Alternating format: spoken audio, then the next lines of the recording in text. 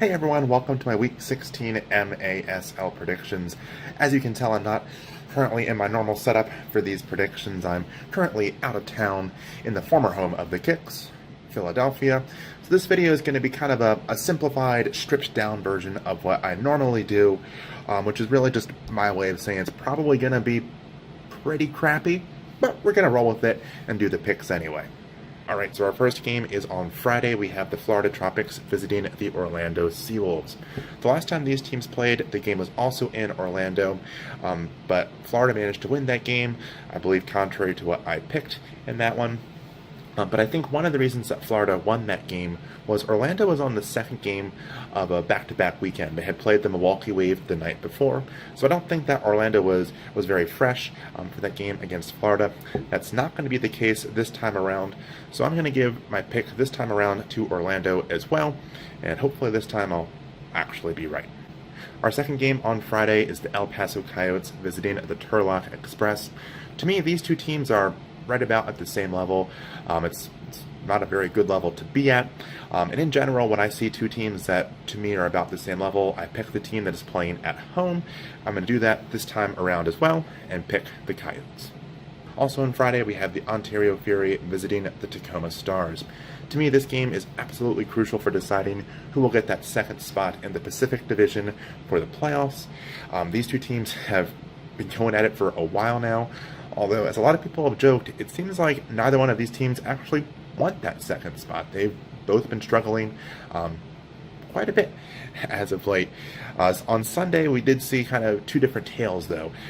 Tacoma continued to struggle. They did beat Turlock at home, but that game was tied awfully late. It was 5-5, and I believe it was 5-5 in the fourth quarter.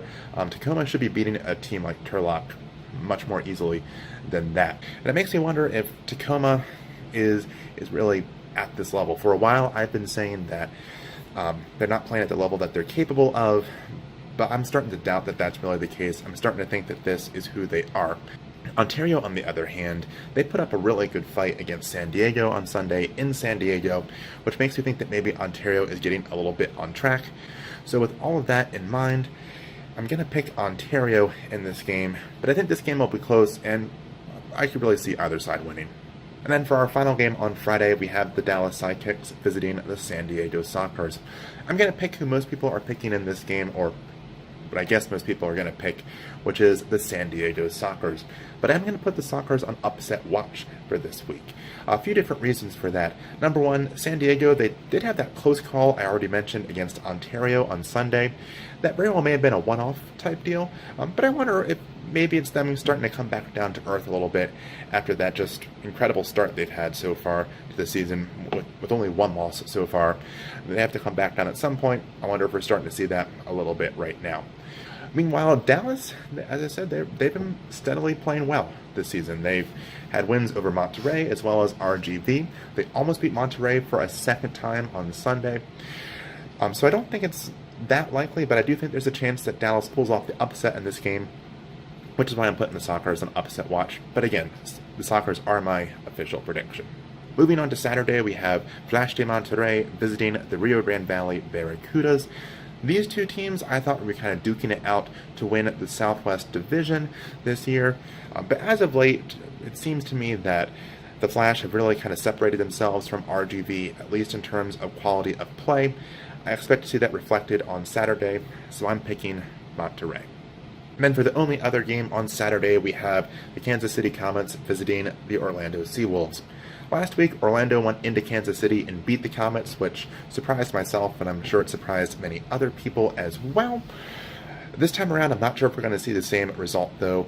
Orlando has to play the night before against Florida. Meanwhile, Kansas City, they do have to travel, but they don't have to play the night before, so I think they're going to be a little bit fresher for this game.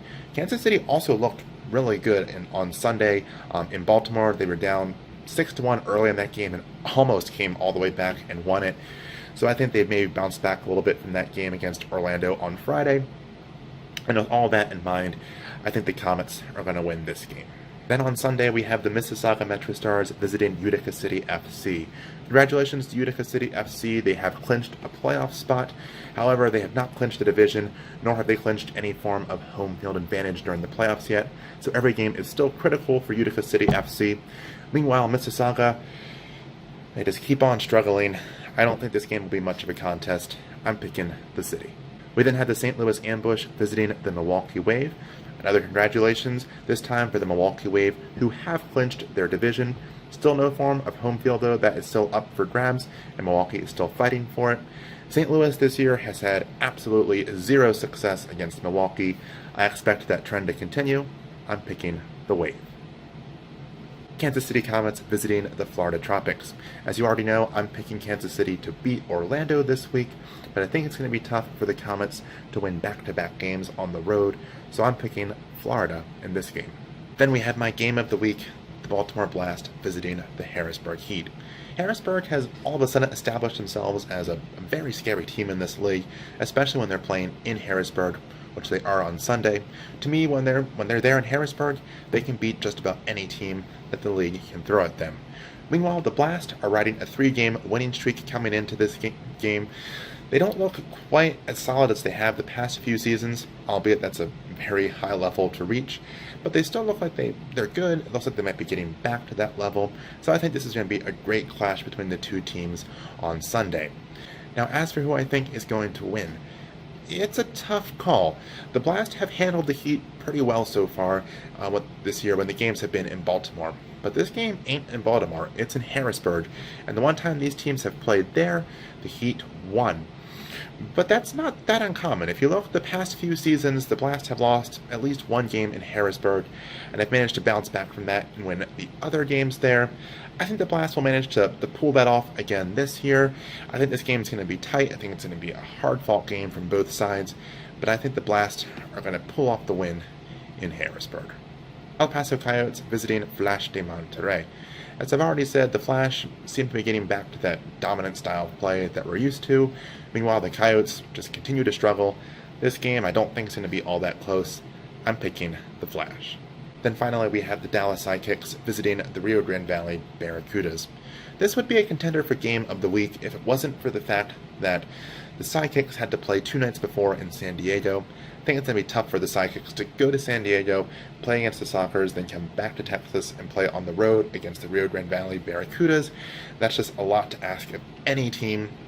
And unfortunately, I don't think it's going to bode very well for the Sidekicks because I'm picking the Barracudas in this game. Alright, so that will do it for my Week 16 MASL picks. Make sure you come back next week to see how I did, as well as to see my Week 17 picks. I'll be back on my normal setup next week, and my video will be in its normal form with all the fancy bells and whistles I normally throw in there. Until then, make sure you like this video and subscribe to the channel, and I will see you next time.